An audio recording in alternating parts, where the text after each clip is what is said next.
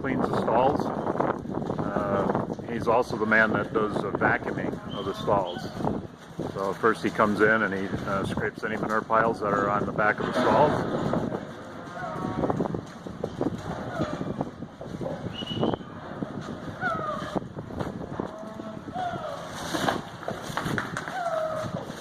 One of the things that, some of the things that we want to note as we're walking down, watching him do this, first of all, the dryness of the stalls. We're going to find very few, if any, stalls that are wet, and any that might have a little bit of moisture.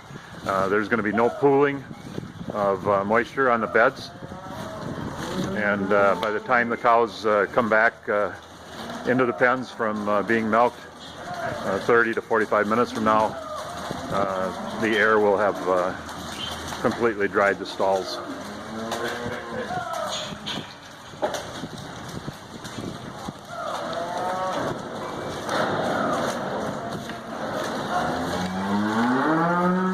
I think you'll also notice that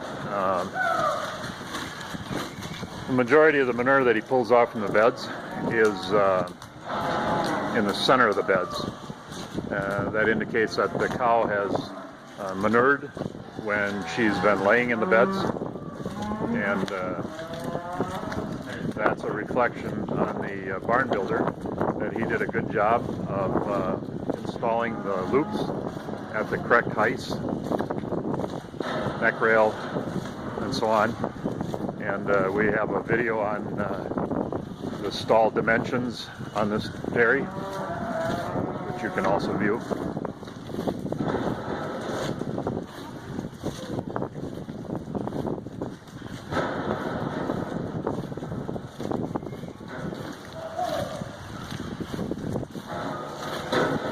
Again, just to notice how dry they are. How very little manure that there is on the stalls. Now these stalls have been in use. This is a new barn, and these stalls have been in use for about 3 to 4 months. In the beginning, they put dried manure on, actually compost. They compost out here. True compost, not bedded solids, but true compost. And they put that on for about 2 weeks. And then after the initial period of the cows getting used to not only the water beds, but getting used to stalls, they were housed in open feedlots, open lots. And when they came in here, that was their first exposure to free stalls.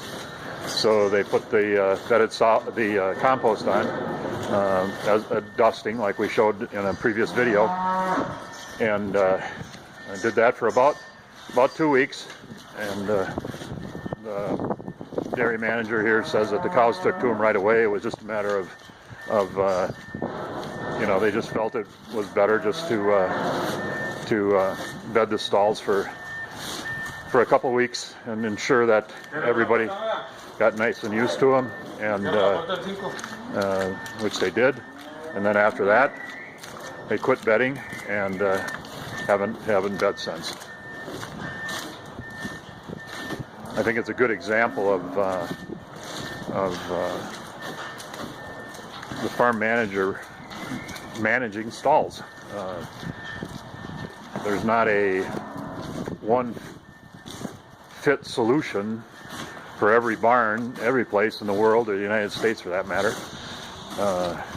Different climates, different cleaning, different number of times the cows are milked, 2-3 times.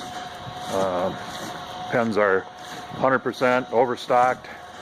You know, all those things contribute to need to be considered when you're designing your stall management practices. And even during the year, it's the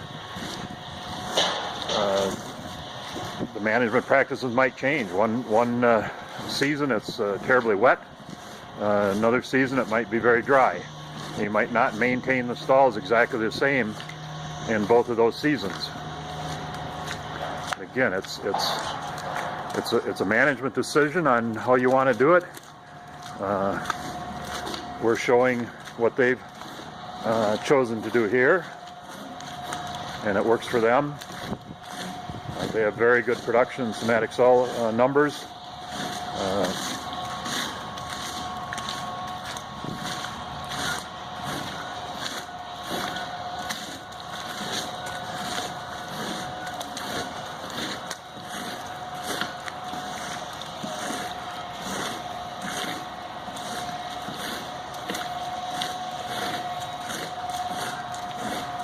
I guess another thing to note here is the ease at which he cleans them.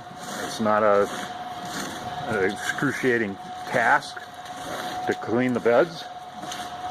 It does take some arm strength, obviously, but it certainly isn't it isn't demanding.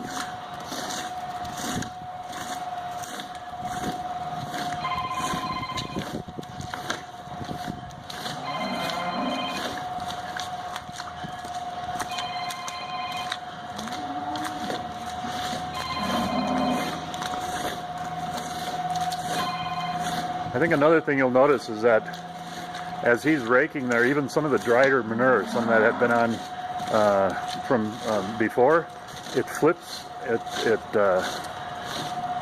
moves, it's easily removed from the beds because it doesn't stick to the beds. And we've always maintained that's one of the benefits of water beds, is that they wiggle and move so that the manure doesn't stick to them and build up and cake up and become very, very crusty as on other man-made beds. So they don't self-clean, not by any stretch. It still requires maintenance. It still requires management, but it's not difficult management. It's not difficult work. We're coming to the end. This was 285 stalls, and we are at about 7.5 minutes. 7 minutes, 30 seconds. One man cleaned all the stalls, 285 stalls. Now he'll come with the vacuum spreader and he will vacuum the alleys, and he'll be done.